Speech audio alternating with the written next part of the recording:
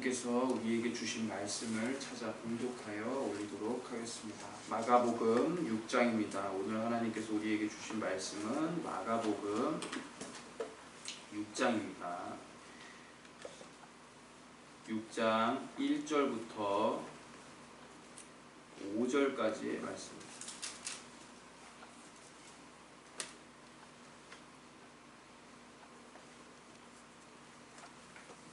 6절까지 함께 읽겠습니다. 예수님이 그곳을 떠나 고향으로 가시자 제자들도 따라갔다. 안식일이 되어 예수님은 회당에서 가르치셨다. 많은 사람들이 듣고 놀라며 이렇게 말하였다. 저 사람이 이 모든 것을 어디서 얻었을까? 저 사람의 이런 지혜와 놀라운 힘이 어떻게 해서 생긴 것이냐? 저 사람은 마리아의 아들 목수이며 야고보와 요셉과 유다와 시몬의 형제가 아니냐? 저 사람의 누이 동생들도 우리와 함께 여기 있지 않느냐? 그러고서 그들은 예수님을 배척하였다. 예수님은 예언자가 고향과 친척과 자기 집에서는 존경을 받지 못한다 하시고 거기서는 아무 기적도 베풀 수가 없어서 병자 몇 사람에게만 손을 얹어 고쳐주셨다. 예수님은 그들이 자기를 믿지 않는 것을 보고 놀라시지 않을 수 없었다. 그 후 예수님은 여러 마을을 다니며 가르치셨다. 아멘. 그리고 또 누가복음 4장도 한번 책갈피를 껴주시면은 오늘 말씀 공부하는 데 도움이 될 것 같습니다. 누가복음 4장에다가 책갈피를 껴주시면 감사하겠습니다. 말씀을 전하기 전에 저는 먼저 개역 개정판으로 준비했음을 알려드립니다.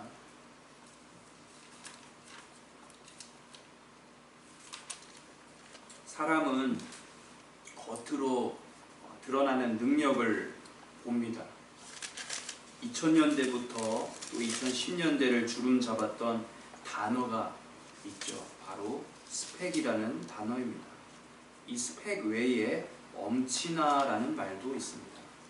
엄마 친구 아들이라는 말을 줄인 것인데 엄마들이 함께 모여서 수다를 떨 때에 내 친구 아들은 벌써 취업했다더라 이런 식으로 자기 자녀들에게 잔소리할 때 쓰는 말이라고 합니다. 그런데 스펙과 엄친아 이 단어들의 공통점은 뛰어난 학업 능력 또 금전 상황들을 가르치는데요.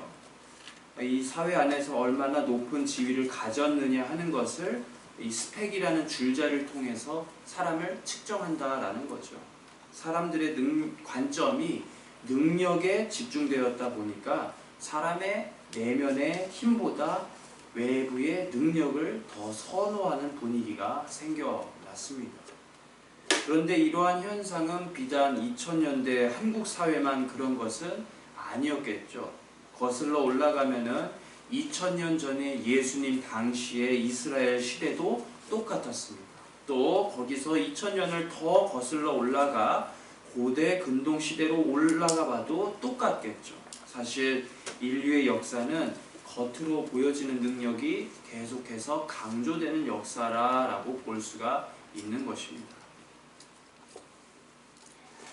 선글라스를 한번 생각해 보도록 하겠습니다.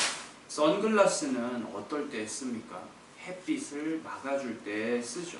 검은색, 파란색, 노란색 같은 그런 색상 렌즈가 눈을 해에서 뿜어져 나오는 직사광선과 여러 해로운 광선으로부터 보호해 줍니다. 오늘날처럼 더운 여름에 굉장히 필수품이라고 할 수가 있죠. 그런데 이 선글라스를 실내에서도 또 어두운 밤에서도 쓰고 다니면 어떻게 될까요? 엄청 안 보이고 컴컴해지겠죠.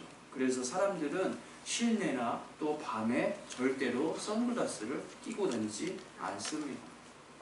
그렇다면 이 선글라스를 한번 능력이라고 생각을 해보도록 하겠습니다. 능력. 햇빛은 무엇을 상징할까요? 고난을 상징한다고 했을 때에 능력은 외부적인 고난을 확실히 줄여준다라는 면에서 참 유익하다 할 수가 있겠죠. 고난의 때 뜨거운 광선이 사람에게 찾아왔을 때에 그것을 줄여주고 막아주는 효과가 있다고 말씀을 드릴 수가 있을 것입니다. 그러나 인간에게 매일매일 다가오는 밤, 즉 두려움과 죽음의 문제를 담고 있는 그런 밤과 어둠의 그림자가 사람들에게 찾아오면은 선글라스는 어떻죠? 무용지물이 되겠죠. 아무도 밤에 선글라스를 끼고 다니지 않는 것처럼 능력이 무용지물이 되는 때가 반드시 온다라는 것입니다. 그때가 어느 때입니까? 바로 밤입니다.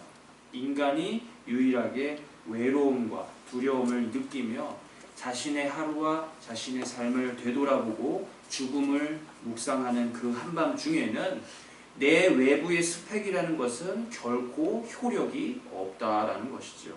그때에 유일하게 우리가 의지할 수 있는 바는 무엇일까요? 바로 우리 아버지이신 하나님밖에 없습니다. 우리의 연인이나 가족들은 매 시간 우리와 함께 할 수가 없죠. 그러나 하나님 아버지께서는 어두움 속에서도 우리와 항상 함께 동행하시며 밤이 되어서도 우리의 존재를 지켜주심을 믿습니다. 오늘 우리들은 마가복음 6장을 살필 예정입니다. 이 마가복음 6장은 예수님의 사역의 중심점이 어디 있느냐라는 질문을 우리들에게 던지도록 만듭니다. 예수님을 만났던 나사렛 동네의 많은 사람들은 아까 우리가 잠깐 살펴보았던 선글라스를 끼고 구원자이셨던 예수님을 바라봅니다. 과연 우리들은 예수님 사역에 있어서 가장 핵심을 차지하는 부분은 무엇인지, 또 우리는 이 본문을 해석해보고 또 살펴봄으로써 우리가 집중해야 하는 그런 부분들이 외부적인 능력이 아니라 내부적이고 내면적인 힘이라는 사실을 깨닫기를 원합니다. 마가복음 6장 1절을 살펴보도록 하겠습니다. 6장 1절에서 예수님은 그 지역을 떠나시죠. 예수님께서 떠나셔서 어디로 가셨습니까? 바로 고향이라고 되어 있습니다. 고향에 올라갈 때에 제자들을 데리고 가십니다. 자, 지금 예수님이 떠나시는 지역은 어떤 지역입니까? 지난번에 우리가 살펴보았던 회당장 야이로의 딸을 살리신 집이었지요. 이 놀라운 기적이 일어났던 집을 떠나셔서 본인의 집으로 돌아가십니다. 우리가 이 예수 그리스도의 고향이라고 표현을 할 때에는 두 가지 가능성을 유추해 볼 수가 있겠죠. 첫 번째는 예수님이 아주 어릴 적에 태어나셨던 베들레헴이라는 마을이거나 공생의 대부분을 지내셨던 나사렛이라는 지명입니다. 요 마가복음에는 자세한 지명이 나와 있지 않아서 다른 공관 복음서를 참조해 보았습니다. 그러자 누가복음에서 굉장히 자세한 단서들이 나왔습니다. 누가복음에서는 예수님의 고향이라고 표현을 할 때에는 나사렛을 지칭하고 있는 모습들이 대부분 드러나는 것 같습니다. 즉 누가복음에 따르자면은 지금 예수님은 고향에 돌아가시는데 바로 나사렛으로 돌아가신다라고 표현할 수가 있다는 것이죠. 그런데 예수님께서 나사렛을 떠났을 때와는 다르게 등장하시죠. 카리스마 있는 모습으로 다시 돌아오셨습니다. 나사렛을 떠나셨을 때에는 어떻게 떠나셨을까요? 홀몸으로 떠나셨겠죠. 또 아무런 재산도 없이 아무런 세력도 없이 나갔을 것 같은데 이제 예수님께서 다시 돌아오셨을 때에는 누가 붙어 있을까요? 12명의 제자들과 수많은 사람들이 예수님을 따라서 왔습니다. 나사렛 이곳은 결국 평생 동안 예수님의 기억 속에서는 또 성경의 저자들을 통해서는 고향이라고 인식이 되는 곳이겠죠. 그런데 이 고향이라는 것을 생각해 볼 때에 과연 우리들은 어떤 느낌이 들까요? 또 예수님은 고향으로 가셨을 때에 어떤 느낌을 받으셨을까요? 우리는 고향이라는 단어를 처음 접했을 때에 괜시리 마음이 그리워지고 따뜻해진다는 것을 알 수가 있죠. 저는 서울에서 태어났고 양평에서 자랐습니다.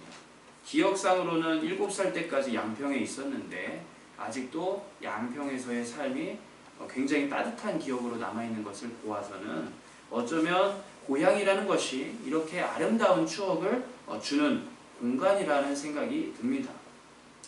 또 우리가 다큐멘터리 같은 것을 가끔 지켜보다 보면은 이북에서 오신 분들이 고향을 굉장히 그리워하는 경우가 있죠. 저도 옛날에는 이런 장면들이 이해가 가지 않았었는데 양평을 생각해 보면은 이해가 갑니다. 맞습니다. 고향이라고 할 때에는 좋은 이미지가, 따뜻한 이미지가 있는 것이죠. 또 성경에서도 본향을 사모하라라고 하였죠. 우리는 비록 나그네 인생으로 살고 있지만 하나님 나라에 반드시 돌아갈 것을 사모하면서 살아가라고 히브리서 기자가 이야기했습니다. 우리는 본향과 고향에 대해서 생각을 해볼 때에 진짜 집이라고 생각하죠. 또 어떠한 위협과 고난도 없는 곳인 일종의 보호막이 있는 동네라고 생각을 합니다. 그런데 이렇게 생각만 해도 평온해지고 따뜻해지는 마음이 있는가 하면은 고향에 돌아가는 것이 마냥 즐겁지 않을 때가 있습니다. 어떤 때겠습니까? 망해서 돌아가는 때겠죠. 성경에서 특히 룻기를 보면은 알 수가 있습니다. 주인공 나오미가 남편과 아들 둘을 데리고 베들레헴을 저버리고 모압 땅으로 이주했었죠. 그러나 남편과 두 아들 모든 재산을 다 잃어버리고 난 다음에 고향이었던 베들레헴으로 돌아옵니다.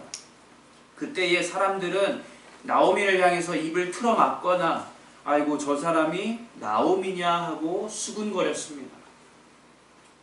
즐거움이라는 뜻을 가지고 있는 이 나오미라는 이름 때문에 괴로워진 이 여자는 나를 이제부터 나오미라고 부르지 말라, 쓰다라는 뜻의 말하라 부르라 라고 하였었죠. 그녀뿐 아니라 많은 사람들은 고향에 올라가는 것이 참으로 고통일 수도 있다라는 것입니다. 그런데 예수님은 과연 어느 쪽이실까요? 예수님께서는 아마도 세상의 기준으로 보았을 때에 성공한 편에 속해 있습니까? 아니면 실패했던 면에 속해 있습니까? 성공한 면에 속해 있는 것이죠. 아마 예수님의 양 옆에 12명 제자와 쫓아다니는 수많은 제자들을 나사렛 사람들은 굉장히 부럽게 생각했을지도 모릅니다. 왜냐하면은 옛날에 우리가 경험하고 우리가 알았던 촌놈 목수가 아니기 때문이죠. 과거에 알던 이 나사렛 사람 예수와는 조금 분위기가 달라졌던 것입니다. 그렇기 때문에 그 땅의 나사렛 거주민들은 예수님의 메시지에 드디어 귀를 기울이겠죠. 옛날이었다면 되지도 않았을 법입니다. 만약 자기네랑 같은 목수의 말을 누가 회당에서 가르친다고 듣는다는 말이겠습니까? 6장 2절을 보니까 예수님께서는 안식일에서 회당에서 가르치시기 시작하셨죠. 그러자 많은 사람들이 듣고 놀라서 예수님에게 이렇게 묻습니다. 아니 이 사람이 어디서 이런 것을 얻었는가? 이 사람이 받은 지혜와 그 손으로 이루어지는 권능이 어찌 됨이냐? 이런 말을 하는 것이죠. 그런데 여러분 만약에 우리가 예수님이라면은 이런 말을 들었을 때 기분이 좋을까요? 나쁠까요? 아마 되게 좋지 않을까요? 이러한 반응이 나오자마자 저는 어깨를 막 으쓱거리면서 뿌듯해 했을지도 모릅니다. 왜냐하면 사람들이 내 능력을 알아주는 것이 너무나도 기분 좋은 일이기 때문이겠죠. 그러나 이 질문을 한번 유심히 잘 봐주십시오. 이 질문 속에서는 예수님과 하나님을 높이는 말은 단 하나도 발견되지 않죠. 예수님의 가르침과 능력에 감탄하는 것이 아닙니다. 그가 이것을 어떻게 얻었느냐 하고 묻지요. 즉 원래 예수님의 능력이라고 인정하는 것입니까? 아니겠죠. 지금 나사렛 사람들은 적어도 예수님에 대해서 어떻게 생각하는 것입니까? 운 좋은 사람, 운 좋게 이렇게 능력과 말빨을 얻었다라고 생각을 하는 것이죠. 마치 우리들이 어떤 생각을 가지고 있는 것처럼요. 우리들이 갑자기 벼락부자가 된 복권 당첨자인 이웃들을 바라보는 것과 같은 시각일 것입니다. 그들은 예수님의 능력과 말씀을 통해서 하나님의 은혜를 경험하기보다는 방법이 있으면 나도 얻고 싶다라는 사고방식을 가진 것입니다. 그래서 그들은 자기네들 나름대로 합리성을 발휘해서 머리를 열심히 굴려서 거슬러 올라가기 시작합니다. 나사렛 사람들이 골똘히 생각을 해보니까 이 나사렛 예수는 우리가 알고 있는 마리아의 아들인 목수이며 우리가 아는 한 예수의 누이들과 형제들은 다 우리의 곁에서 함께 자랐던 사람들입니다. 따라서 예수님의 메시지는 누구에게서 온 것입니까? 하나님에게서 온 것이 아니라 예수가 어떠한 고약한 방법을 썼든 간에 운 좋게 얻은 것으로 치부해 버리기까지 시작하는 것이죠. 그런데 그들은 왜 이런 결론을 냈을까요? 예수님의 혈통과 출신 성분 때문에 그럴 수 없다라고 한계를 짓는 것입니다. 참으로 황당한 것이죠. 그런데 중요한 것은 3절의 후반부를 자세히 보면은 3절의 후반부입니다. 예수를 갑자기 배척하기 시작합니다. 마가복음을 보면 예수를 배척한지라 하고 기록되었다는 말인데 다른 말로는 예수님 때문에 실족했다라고 표현하기도 합니다. 과연 이게 어찌된 이야기일까요? 갑자기 이 사람들은 예수님이 목수이며 예수님이 나사렛 사람이며 그 형제와 자매가 동네에 있다는 이유만으로 배척하거나 실족하고 있다라는 것이 우리의 논리로 과연 이해가 되는 말씀입니까? 그러나 분명한 사실이 하나 딱 있죠. 예수님은 지금 나사렛 고향 사람들에게 따뜻하고 긍정적인 환영을 받으시는 것이 절대 아니라는 것이죠. 고향 사람들에게 오히려 미움을 받으시고 계시다는 사실입니다. 참으로 충격적이죠. 저는 오랫동안 이 본문을 살펴보면서 도저히 해석이 되지 않았습니다. 왜냐하면 나사렛 사람들이 아무리 속이 좁아도 별거 아닌 이유로 예수님을 배척하고 그를 미워한다는 것이 논리의 흐름상 도저히 이해가 가지 않았기 때문이죠. 그래서 저는 동일한 장면을 다루는 누가복음 4장에 가보았습니다. 여기서는 마가복음에서 완전히 생략해버린 자세한 내막이 드러나기 시작합니다. 우리가 마가복음을 잘 살펴보기 위해서 잠시 누가복음 16절로 가보도록 하겠습니다. 누가복음 4장 16절입니다. 아까 제가 표시를 해두라고 부탁을 드렸었죠. 누가복음 4장 16절입니다. 자, 16절을 보아하니까 예수님께서는 안식일에 회당에서 전하시다가 하나의 말씀을 읽어주시고 계시죠. 그 본문이 어디입니까? 구약선지 이사야서 61장 1절부터 2절까지의 예언입니다. 이 말씀을 제가 읽어드리도록 하겠습니다. 주 여호와의 신이 내게 임하였으니 이는 여호와께서 내게 기름을 부으사 가난한 자에게 아름다운 소식을 전하게 하려 하심이라. 나를 보내사 마음이 상한 자를 고치시며 포로된 자에게 자유를 갇힌 자에게 노임을 전파하며 여호와의 은혜의 해와 우리 하나님의 신원의 날을 전파하여 모든 슬픈 자를 위로하되.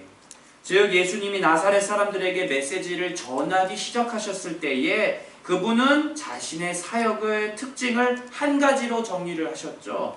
예수님의 사역을 하나로 축약을 해봤을 때에 그분의 사역은 어떤 사역입니까? 회복의 메시지, 돌아옴의 메시지를 전하는 일입니다. 예수님의 사역은 무조건적으로 사람들의 놀라움을 자아내는 능력을 행하는 일, 죽은 자를 되살리는 일, 그런 힘이라기보다는 여기서 예수님이 강조하시고 싶으셨던 건 무엇입니까? 아름다운 소식을 전하는 일, 마음을 회복하는 일, 포로됨에서 자유를 얻게 하는 일, 슬픈 자들에게 위로하는 메시지를 주고 싶으셨던 것이죠. 과거부터 지금까지 인류가 단 한 번도 회복을 해본 적이 없었던 그 모든 일들을 예수님이 성취하시고 치료하시고 되돌리려 오셨다라는 것입니다. 물론 능력, 귀신 쫓아내는 일, 사람을 살리는 일, 병을 고치는 일, 이런 모든 것이 물론 사람들에게 유익하지만은 예수님 사역의 진정한 본질, 예수님 사역의 진정한 유익은 어디에 있는 것입니까? 바로 예수님의 가르치시는 말씀, 하나님 나라의 복음이라는 것이죠. 그런데 예수님이 이렇게 이사야서를 읽어주신 까닭이 또 있다고 합니다. 좀 올라가서 누가복음 4장 23절을 한번 제가 읽어보도록 하겠습니다. 23절입니다. 예수께서 저희에게 이르시되 너희가 반드시 의원아 너를 고치라 하는 속담을 인증하여 내게 말하기를 우리의 들은 바 가버나움에서 행한 일을 내 고향 여기서도 행하라 하리라. 지금 나사렛 고향에서의 사람들은 예수님한테 과연 무엇을 부탁했던 걸까요? 그들은 예수님이 전하시는 말씀은 전혀 궁금해하지 않았다는 증거가 나타나고 있죠. 그들이 궁금했던 것은 단 하나였습니다. 가버나움과 같은 큰 곳에서 베풀어 주신 놀라운 기적들을 우리 고향에도 행할지의 여부이겠죠. 즉 사람들은 예수님에게 당시의 속담을 통해서 비꼬면서 예수야 내가 가버나움에서 행한 일들을 여기서도 해봐라 하고 말을 한다라는 거죠. 나사렛 사람들은 예수님 메시지에 귀를 전혀 기울이지 않고 팔짱이나 끼면서 기적만 요구하고 있습니다. 그런 자들의 태도를 보시면서 예수님은 이사야서를 말씀하셨고 또 앞으로 누가복음 4장 25절부터 27절까지 나오는 엘리야와 엘리사 선지자 이야기를 또 하십니다. 자, 이 엘리야와 엘리사 이야기를 시작하시는데요. 저는 이 누가복음 4장 25절부터 27절까지의 내용을 조금으로 요약을 해보도록 하겠습니다. 여기서 예수님은 역사상 이스라엘이 가장 사랑하고 가장 위대하다 존경받게 하는 그 두 선지자 이야기를 하십니다. 엘리야와 엘리사 선지자 이야기죠. 엘리야 시대에 큰 가뭄과 흉년이 있었죠. 그때에 전국에 많은 사람들이 죽어갔고 과부들도 많이 생겨났습니다. 그러나 엘리야 사역에서의 핵심은 오로지 하나님에 의해서 선택된 단 한 명, 사렙다의 과부 한 사람만이 은혜를 받았다라는 것입니다. 이스라엘을 능력으로 이끌던 이 선지자 엘리야는 다시금 이스라엘로 돌아가지 않았습니다. 오히려 하나님이 명하셨던 한 사람, 이방 여인 과부에게 다가갔던 것이죠. 게다가 이 사렙다라는 과부의 출신, 이 사렙다는 어떤 곳일까요? 사렙다라는 말은 사르밧이라고 합니다. 시돈 땅이라는 말이죠. 그런데 이 시돈은 어떤 도시일까요? 엘리야의 시대에 엘리야 선지자를 못 잡아먹어서 안달이었던, 엘리야 선지자를 죽여버리려고 했던 시대의 악녀 이세벨 여왕의 고향이었죠. 참으로 특이한 말씀입니다. 그런데 두 번째로 예수님께서 엘리사 이야기를 꺼내시는데요. 엘리사의 시대에는 역시나 수많은 문둥병자들이 있었다고 언급을 하시지만 오로지 나음을 받은 사람은 누구밖에 없답니까? 하나님의 선택을 받았던 아람 땅의 장군 나아만이었다고 하죠. 그런데 여기서도 또 되게 독특한 표현이 있습니다. 아람 사람이라는 거죠. 그런데 이 아람 땅은 과연 어떤 땅일까요? 시리아 땅. 당시 시리아는 유다와 이스라엘 백성들을 너무나도 괴롭히던 땅이었습니다. 그러니까 지금 예수님께서 말씀하실 때에 사렙다의 과부와 아람의 장군은 어떤 상징을 가지고 있는 걸까요? 그들의 출신에 상관이 없이 하나님은 하나님이 사용하시고자 구원하시고자 하시는 자들을 무조건적인 은혜와 부르심으로 사용하신다라는 뜻이겠죠. 생각을 한번 해보십시오. 희대의 악녀였던 이세벨의 고향 시돈 땅의 과부나 이스라엘을 틈틈이 전쟁으로 괴롭히던 시리아의 나아만을 구하신 하나님의 뜻은 오늘날 우리의 뜻으로는 정말로 이해가 안 가죠. 그러나 중요한 사실은 하나님의 선택과 하나님의 은혜를 받는 자는 우리의 이해를 뛰어넘어서 때로는 불가능해 보이는 사람들일 수도 있다라는 것입니다.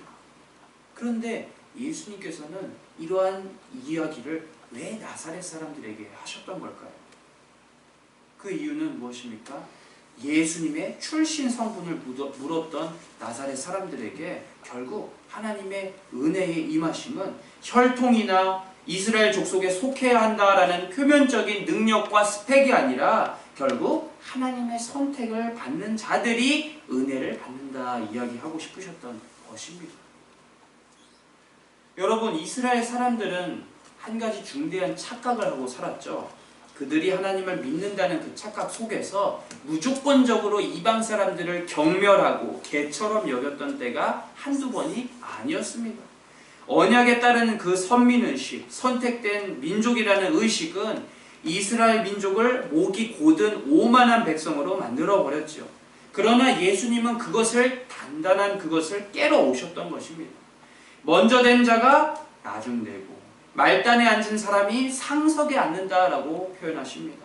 즉 하나님의 은혜와 언약은 혈통으로, 스펙으로 이스라엘 지파 안에 들어야 하는 것이 절대 아니라 오로지 하나님의 은혜와 언약은 하나님이 직접 개인적으로 만나주시고 인격적으로 선택해 주신 자들에 해당한다라는 것이겠죠.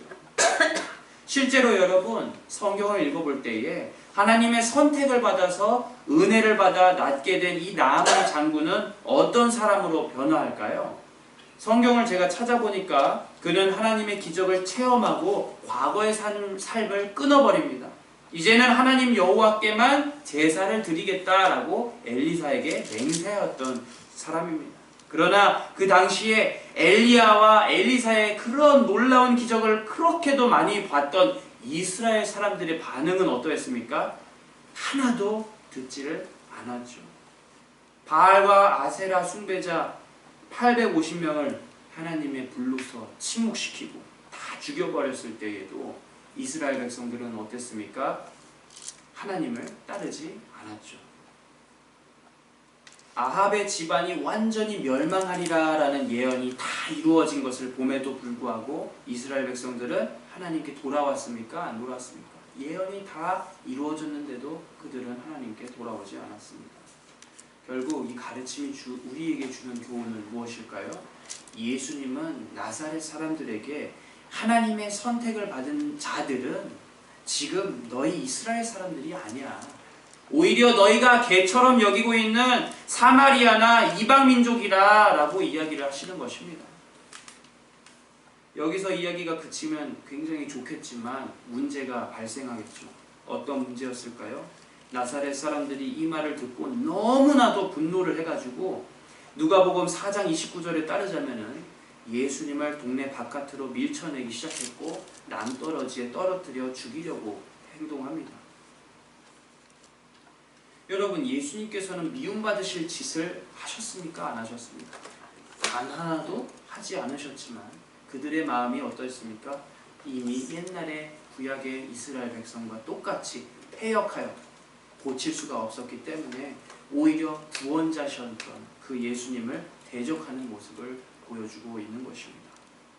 그래서 예수님은 다시 오늘 본문 마가복음 6장 4절로 돌아와서 선지자가 고향과 친척과 집에서 절대로 환영받지 못한다라고 말씀을 하셨던 것입니다. 참으로 구원자의 입장에서는 쓸쓸한 고백이죠. 하나님이 만드셨던 바로 그 동네, 하나님이 만드셨던 바로 그 공동체에서 하나님을 쫓아내고 그분을 죽이려 하였을 때에 과연 이 하나님은 어떤 마음을 가지셨는지 감히 느껴지지가 않습니다. 말씀을 정리해 보도록 하겠습니다. 그러나 이런 나사렛 사람들의 행패에 대해서 우리가 이래라 저래라 할 수는 없겠죠. 왜냐하면 어떤 민족이든 어떤 사람이든 하나님의 은혜에 의해서 감았던 눈이 떠지고 선택되지 않는다면 우리 역시도 나사렛 사람처럼 예수님을 공격했을 것이 분명하기 때문입니다. 나사렛 사람들은 예수님한테 이렇게 묻죠. 네가 가버나움에서 행했던 수많은 기적들을 여기서도 펼쳐봐라. 그런데 이것은 마치 시대의 표적을 구했던 바리새인들의 질문과도 같았습니다. 네가 하나님의 특별한 아들이여거든 하늘로부터 오는 증거가 바로 이 땅에 임해야 된다. 표적을 구해야 한다. 이 모든 사람들은 외부적인 증거만 찾았고 눈에 보이는 증거만 쫓았습니다. 그러나 예수님께서는 자신의 사역이 외면적인 능력으로만 이루어지는 것이 아님을 우리에게 가르쳐 주셨지요. 실제로 엘리야와 엘리사 시대에 얼마나 많은 기적들이 일어났습니까?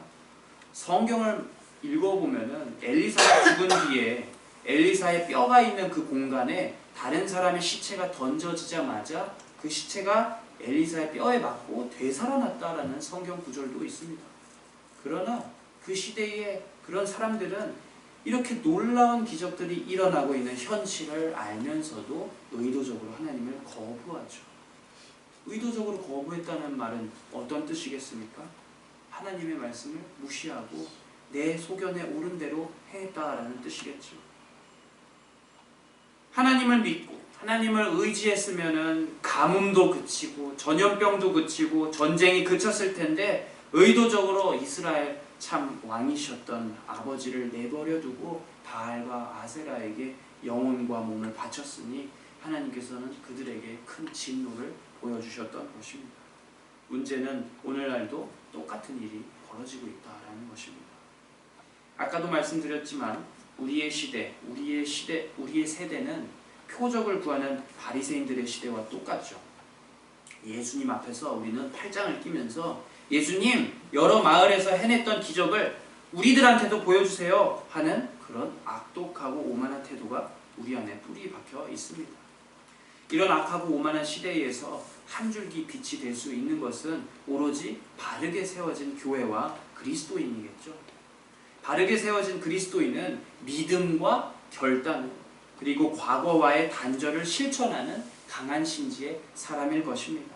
그런 면에서 우리는 오늘 본문 속에서의 사렙다의 과부와 나아만 장군에 대해서 배우는 점이 있다는 것입니다. 어떤 면이 배울만 합니까? 그들은 우선 혈통 중심주의, 스펙 중심주의의 사고방식에서 벗어났죠. 그들은 이스라엘 사람들이 생각하기로는 지금 당장 지옥불에 떨어져야 하는 이방인들입니다. 그런데 그 사실을 과연 사렙다 과부든 나아만 장군이든 몰랐을까요? 잘 알았겠죠. 이스라엘 사람들이 자신을 어떻게 생각하는지. 그러나 그들은 그런 것들 신경 하나도 쓰지 않았던 것입니다. 오히려 이스라엘 백성들이 못했던 굉장히 놀라운 일을 벌이고 있죠. 어떤 일입니까? 그냥 믿음으로 서서 순수하게 개인으로 하나님과 1대1 만남을 가지기 시작하는 것입니다. 사렙다 과부는 가난했습니다. 너무 배가 고픈 나머지 기름 조금이랑 밀가루 조금으로 마지막 그 떡을 만든 뒤에 아들과 함께 그것을 먹고 죽어버릴 계획이었습니다. 그러나 그 삶 속에서 하나님의 부르심을 받았던 엘리야 선지자가 그녀의 가정을 살려주었죠. 그러자 사렙다 과부는 이렇게 고백했습니다. 당신이 이제야 하나님의 사람인 줄 알겠습니다. 그리고 당신의 입에 있는 여호와의 말씀이 진실한 줄 알겠습니다. 고백합니다. 또 나아만 장군은 모든 걸 다 잃었던 남자입니다. 그는 용맹한 장군이었고 시리아 왕이 그렇게도 아끼던 사람이었어요. 은과 금이 넘쳤겠죠. 그러나 그런 것들은 나아만 장군 스스로에게는 아무짝에 쓸모없던 일이었습니다. 다 세워놓고 공을 세워놓고 은이 금이 많으면 뭐합니까? 내 자신이 너무나도 문둥병으로 고통받고 있는데 또 남들에게 더럽다고 부정하다고 차별을 받고 있는데 이깟 금과 은과 명예가 무슨 소용이겠습니까? 그러나 그 절망적인 삶 속에서 하나님의 이끄심을 받았던 선지 엘리사가 요단강에 가서 몸을 씻으라 명했을 때에 그 말씀에 군소리 안 하고 이 사람은 결국 순종했죠. 이제는 자신이 이방신들에게 돌아가지 않겠다. 오로지 하나님께만 예배를 드리겠습니다. 라고 맹세하였습니다. 그 삶이 과거와는 단절이 되어서 신실하게 하나님을 믿는 놀라운 일이 벌어지겠죠. 우리도 이러한 자세가 필요하다고 봅니다. 많은 세상 사람들은 놀라운 기적을 보면서도 팔짱을 끼면서 색안경을 통해서 바라봅니다. 능력 중심주의로 보면서 우리 안에 해결할 수 없는 죽음과 죄의 문제에 대해서는 외면하고 무조건 우리의 겉모습을 키워나가려 하는 것이죠. 그러나 진정으로 우리에게 중요한 것은 무엇입니까? 바로 하나님의 말씀, 하나님의 은혜입니다. 예수님은 능력을 보여주시기 위해 이 땅에 오신 게 아니죠. 하나님의 은혜를 나눠주시러 오셨습니다. 또 예수님은 거대 기업을 세우려고 이 땅에 교회를 세우신 것이 아니죠. 예수님은 말씀과 예배로 사람들을 구원하시고 세우시기 위해서 교회를 이 땅에 만드셨습니다. 우리는 이 사실을 알고 잠시 스스로에 대해서 생각해 보면 좋겠습니다. 나 스스로는 지금 나아만과 사렙다의 그 과부의 모습과 비슷한가? 아니면은 예수님을 외면하고 심지어 죽이려고 했던 나사렛 고향의 사람들과 바리새인과 같은가 질문을 던져보면서 하나님을 끊임없이 의지하면서 성장하고 더 단단해지고 내 외면보다 내면의 힘을 더욱더 키워나가는 죄와 죽음의 문제를 해결해 주신 예수님을 따라서 하나님 앞에 더 담대히 나아갈 수 있는 모든 하늘소망 교회의 교인 되시길 주님의 이름으로 권면합니다. 이 시간 우리 함께 기도하겠습니다. 예수님이 고향으로 돌아가셨을 때에 많은 나사렛 사람들은 예수님의 메시지에 집중하지 않았습니다. 그들은 익숙한 사람이라는 사실 하나만으로 예수님의 출신 성분과 예수님의 스펙을 물어서 그 메시지를 거부하죠. 또 예수님을 죽여버리기까지 합니다. 그런데 문제는 이런 태도가 우리들에게도 있을 수 있다라는 것이죠. 우리들은 솔직히 하나님 앞에 나아가야 합니다.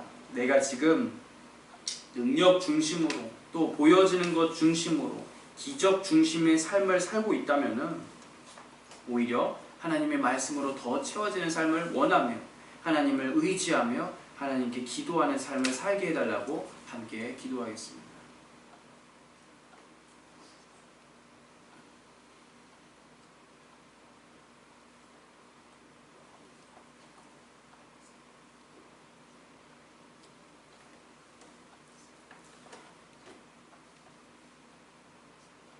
기도하겠습니다. 주님, 우리를 이 자리에 불러주심에 감사합니다. 우리들은 사실 부름받기 이전에는 나아만 장군과 사렙다 과부와 같은 자였습니다. 외부적으로 자랑할 만한 것들이 하나도 없었고 지옥에 떨어져야만 하는 그런 운명을 가지고 살았습니다. 그러나 아버지께서는 우리를 사랑해 주셨죠. 우리를 불러주심에 감사드립니다. 아버지, 그러나 여기서 우리가 만족하면 안 된다는 사실을 알고 있습니다. 우리가 과거와는 끊어지는 삶을 살고 새 사람처럼 삶을 하나님이 기뻐하시는 방향으로 믿음의 결단이 우리의 삶에 있기를 간절히 원합니다. 우리는 본문 속에 나사렛 고향 사람들이 되기보다는 나아만과 사렙다 과부처럼 되기를 원합니다. 우리의 연약한 면을 아시고서 이끌어 주시기를 간절히 원합니다. 아버지, 정말 더운 여름이고 이제 태풍이 북상하고 있습니다. 이번 태풍은 특히 우리나라를 관통하여 올라온다고 합니다. 많은 피해가 예상되는 가운데에 아버지께서 특별히 약한 자들을 감싸주시고 대비를 잘하여서 한 사람도 인명피해 또 재산의 피해라는 가슴 아픈 일들이 벌어지지 않도록 이끌어 주시길 간절히 원합니다. 우리도 마찬가지로 지켜주시길 간절히 원하오니 이 모든 기도의 내용 살아계신 예수 그리스도의 이름으로 기도 올려 드리옵나이다. 아멘.